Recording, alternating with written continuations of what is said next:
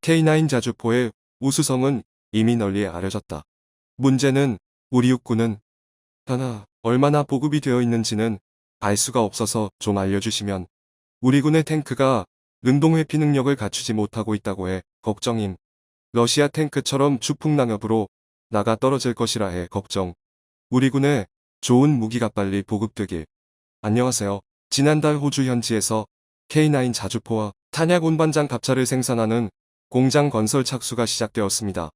호주 빅토리아 주 질롱시에 착공될 한화 장갑차 생산센터 HS는 국내 방산 기업이 해외에 건설하는 첫 생산기지로 무려 15만 미터의 부지에 들어섭니다.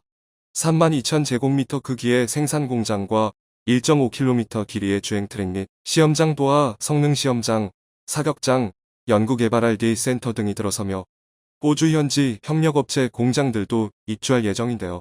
호주의 모리슨 총리는 현장 연설에서 2024년 완공되는 이 공장에선 한국산 K9 자주포의 호주형 모델인 AS9 헌츠맨 30문과 AS10 방호 탄약 운반 장갑차 15대가 생산되며 2027년까지 호주 육군에 납품될 예정입니다. 호주가 처음 자주포 사업을 추진할 당시만 해도 일각에서는 의아하다라는 반응이 있었습니다. 그도 그럴 것이 하나의 큰 대륙으로 형성된 호주는 사방이 바다로 접촉 지역 자체가 존재하지 않기 때문인데요.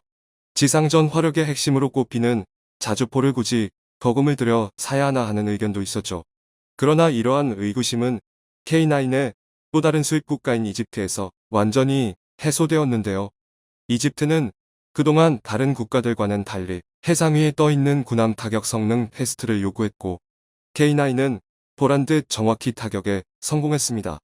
이집트가 이러한 성능 평가를 요구한 것은 K9을 적함정 접근 거부용 해안포로 도입하기 때문인데요. 4년 전 이집트 카이로에서 열린 방산 전시회의 덱스 2018에서 한화 디펜스는 국토 상당 부분이 해안선인 이집트의 지형과 홍해, 지중해를 끼고 있는 지정학적 상황을 고려하여 맞춤형 해안포 방어체계를 선보였는데 당시 화력 부문의 핵심 무기체계로 K9 자주포, K10 탄약 운반차를 선보인 바 있습니다. 이처럼 최근 들어 해안포로서의 K9의 활용성이 높게 평가받고 있는데요. 기존 운용국인 북유럽과 인도와 같이 육로에서 적성국과 대치 중인 상황에서 뿐만 아니라 해안포로서 K9의 우수성이 부각되고 있음을 알 수 있습니다. 특히 호주 언론 매체 APN에 따르면 호주 육군은 2020년대 후반 2차 자주포 도입과 자주포 업그레이드 사업 추진도 검토 중인 것으로 밝혔는데요. 이는 개량형인 K9A3의 도입 역시 고려되고 있음을 뜻합니다. 현재 자주포 시장 70% 석권하면서 규모의 경제를 이룬 K9 자주포는 앞으로도 꾸준한 성능 개량을 통해 기존 운용하던 국가들과의 지속적인 연대를 이어나갈 것을 밝히고 있는데요. 최근에는 성공적인 K9A2 개량을 완료했습니다. 방위사업청이 공개한 영상에서 K9A2의 핵심 기술인 자동화 포탑은 155mm 포탄과 새로 개발된 둔감화 장약이 동시에 자동으로 이동 및 장전되어 기존 대비 발사 속도를 50%가량 높이고 분당 9발로 향상되었죠. 분당 9발이라 이름값 하는 K9. 특히 K9A3에서는 호주와 이집트가 운용할 해안포로서의 성능을 크게 극대화할 수 있는 개량이 이루어지는데요. 최대 사거리 100km와 원격 주행 장치 그리고 가장 핵심인 정밀 유도 포탄의 사용이 가능해질 것으로 보입니다.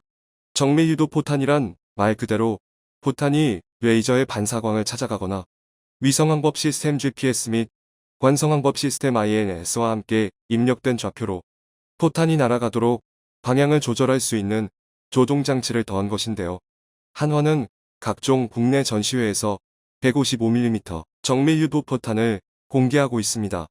또한 155mm 정밀 유도 포탄을 기반으로 만든 127mm 유도 포탄 설명란에는 대놓고 함정을 격침시키는 내용이 포함되어 있었는데요. 군사 소식통에 따르면 현재 핵심 기술 개발 사업은 종료되었고 양산을 위해 체계 개발 규격화를 앞두고 있다고 합니다. 더 이상 자주포가 지상전에만 국한되지 않고 움직이는 해상의 적함까지 타격할 수 있는 그야말로 상식을 뒤엎어버리는 괴물 무기로 뒤바뀌는 것이죠. 또한 K9A3 이후 차세대 자주포에서는 400km 레일건과 500km 초장사정포의 체계 개발까지 이루어질 것으로 보이는데요. 이중 사거리 500km 이상의 초장사정포는 사거리 면에서 현재 개발이 완료되고 실전 배치된 현무 탄도미사일의 사거리와 동일한 수준으로 이러한 초장사정 자주포를 우리 군이 보유하게 되면 우리나라에서 북한 최상단 지역까지 포탄을 쓸 수 있게 되고 부산에서는 일본 중부지방, 서해안에서는 중국 상해까지 자주포 사격권 범위 안에 들어오게 되는 것이죠. 이러한 개량은 특히 중국 해군에게 큰 타격이 될 수밖에 없는데요. 중국 해군의 80%가 몰려있는 대표 함대 두 곳이 바로 우리나라 서해와 인접한 칭다오와 닝보이고 두 곳 모두 한국의 신형 차세대 자주포 사거리 내에 들어오게 되기 때문입니다. 또한 이미 K9을 대량으로 보유한 호주가 중국 해군에 큰 타격을 줄 수 있는데 호주 대륙에서 중국 본토까지는 거리가 상당하지만 호주가 대만으로 K9을 수송기에 실어보내 현지에서 운용하는 방식을 취할 수 있기 때문입니다. 이미 지난 3월 호주는 중국이 대만을 침략할 시 무기를 제공할 가능성이 있다고 밝히면서 중국을 발칵 뒤집어 놓았는데요. 전 국방장관이 호주 ABC와의 인터뷰에서 향후 중국의 대만에 대한 군사적 침략에 대응해 대만에 무기를 제공할 수 있다며 호주는 인도태평양 지역에서 중국의 침략 행위를 저지하기 위해 최선을 다할 것이라고 밝혔습니다. 이러한 호주의 계획을 미리 엿볼 수 있었던 사건은 K9 도입 당시 강력한 경쟁자였던 독일의 PZH-2만화의 최종 탈락한 결정에서 알 수 있습니다. PZH-2000은 높은 중량으로 인한 항공수송이 어렵다는 평가를 받았었는데요. 이에 국가 간 전면전보다 해외 파병에 중점을 둔 호주가 보다 더욱 기동성이 우수한 K9을 선택하게 된 것이죠. K-90I 호주의 지원으로 대만에 상륙하게 된다면 중국 3대 해군 부대인 북해함대, 동해함대, 남해함대 모두 K9의 사거리 안에 들어오게 되는 것이고 이는 중국 해군의 태평양 진출에 엄청난 부담감을 안겨줄 수밖에 없습니다. 일각에서는 중국 해군 함정을 자주포가 격침시키게 되면 이는 곧 국가전쟁으로 이어질 수 있으니 어떻게 무용지물이다라는 의견을 제시하나 공격할 수 있는 사거리를 갖고 있는 상태에서 공격하지 않는 것과 애초에 사거리가 도달하지 못해 공격을 하지 못하는 것과는 큰 차이가 존재합니다. 일단은 보유했다라는 그 사실 하나만으로도 적국엔 막대한 억제력을 끼칠 수 있기 때문이죠. 못하는 게 아니라 안 하는 거다 하게 되면 너네 초토화된다. 그럼에도 일부 네티즌들은 한국의 서해에 자주포를 배치해서 중국 해군 함정의 출격을 막는다는 것은 곧 중국 자주포 역시 조연 방법을 사용해 한국 해군에 큰 타격을 줄 수 있지 않냐라고 반문하지만 이 역시 중국의 현재 상황으로는 사실상 불가능하다는 것이 전문가들의 공통된 의견입니다. 중국 자주포는 애초에 함정을 타격할 수 있는 기술력을 보유하고 못했다는 이유에서인데요. 중국은 자국의 최신형 자주포라며 PLZ-5의 훈련을 여러 차례 공개했는데 그때마다 이 자주포는 사격과 동시에 차체가 출렁이며 엄청 흔들리는 모습을 보였습니다.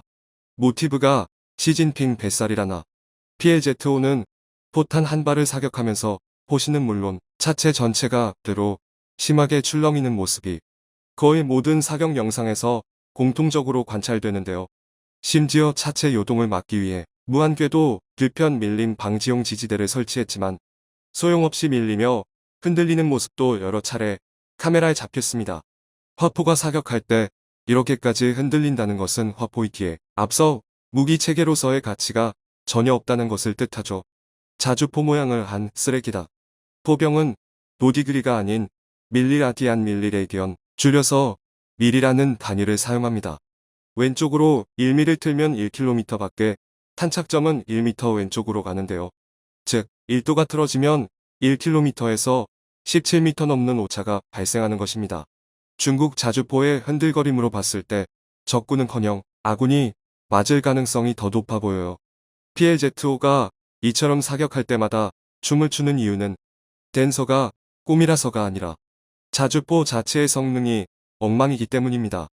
1차적으로는 주퇴복적으로 나올 실린더가 제 기능을 못한다는 것이고 2차적으로는 차체의 현수장치가 반동을 제대로 못 받아준다는 것이죠.